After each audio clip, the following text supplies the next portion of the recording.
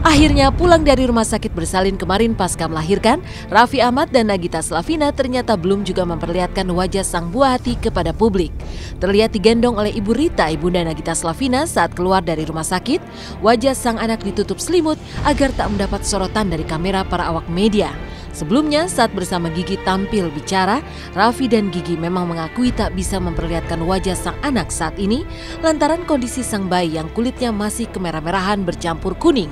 Sakit apa sebenarnya buah hati dari Raffi dan Gigi yang diberi nama Rafathar Malik Ahmad itu?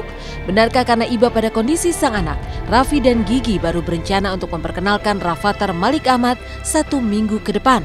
Inilah saat-saat Raffi menjemput Gigi dan anaknya pulang ke rumah kemarin.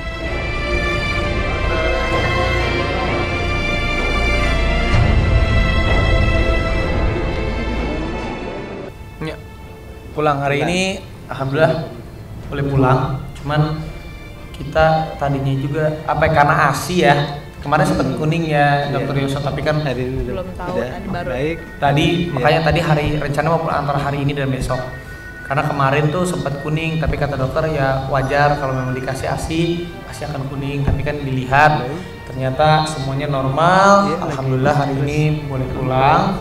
Cuman kitanya sebagai orang tua karena melihat muka babynya juga masih merah, kadang kuning, jadi kita mungkin nanti deh pas udah 1 minggu, kita juga mungkin di weekend ini ada acara, nanti kalau memang ada teman media juga ya bisa, nanti kita kenalin Rafatharnya. Cuman hari ini karena wajahnya tadi sempat kuning gitu, aku juga kesian gitu anaknya. Kalau kena bleed. Ada nanti deh. Tunggu mukanya deh, kemarin itu mukanya kan merah gitu, lagi lahir masih merah gitu kayaknya. Aduh, nanti dulu deh kalau dengerin, kesian masih merah. Tapi mancung lah kayak saya lah.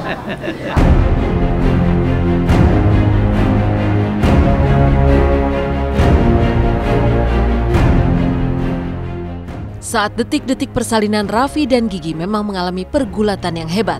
Pasalnya telah merencanakan sebelumnya untuk melahirkan secara normal. Namun perjuangan Gigi untuk melahirkan normal terhalang kondisi air ketuban yang pecah. Akhirnya tim medis pun mengambil tindakan secara cepat dengan proses sesar. Namun saat sang buah hati lahir dan terdengar tangisannya, semua kesedihan itu langsung berubah menjadi kebahagiaan.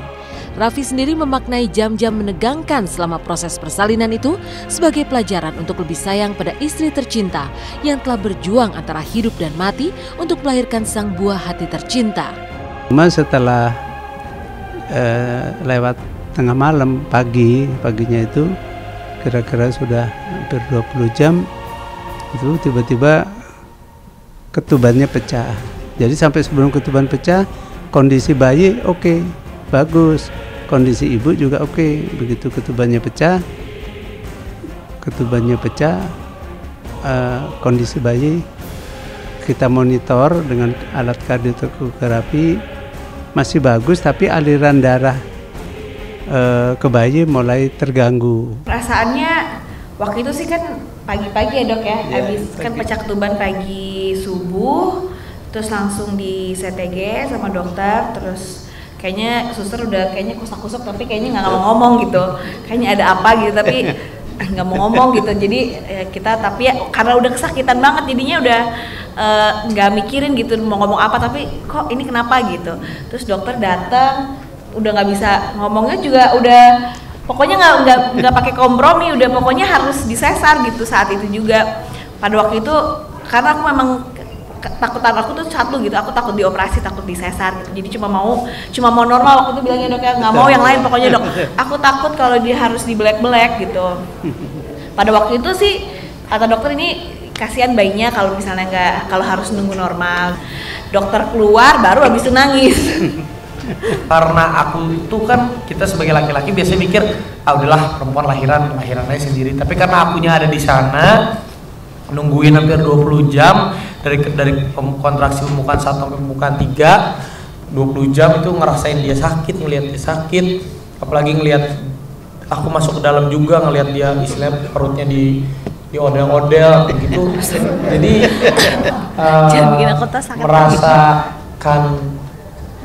merasakan sayangnya itu jadi lebih sama istri. Lalu pasca keluar rumah sakit kemarin, benarkah Gigi rela mengurus anaknya sendiri tanpa menggunakan jasa babysitter?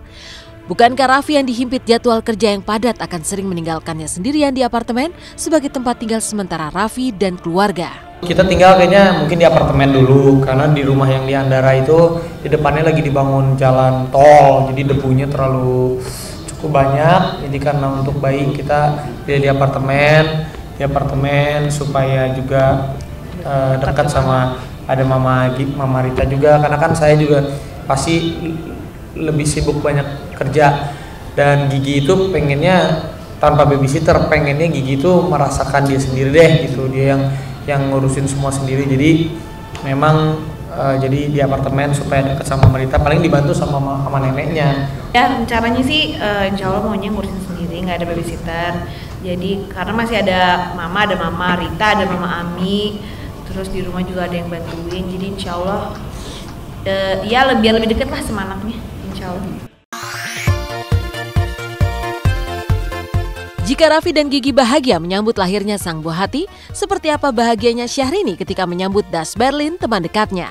Pasca bertemu di Belgia, apa yang membuat keduanya kembali bertemu di Pulau Dewata, Bali?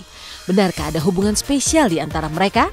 Dan seperti apa kebersamaan Syahrini dan Das ketika menikmati momen kebersamaan di pinggir pantai sambil makan sepiring berdua? Kisahnya simak sesaat lagi hanya di Intense. Jangan kemana-mana.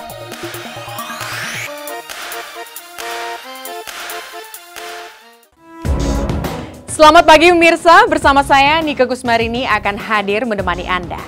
Dari kebahagiaan Raffi dan Gigi atas anugerah sang buah hati, inilah kebahagiaan Syahrini yang selalu terlihat tertawa lepas saat di samping DJ ternama Das Berlin.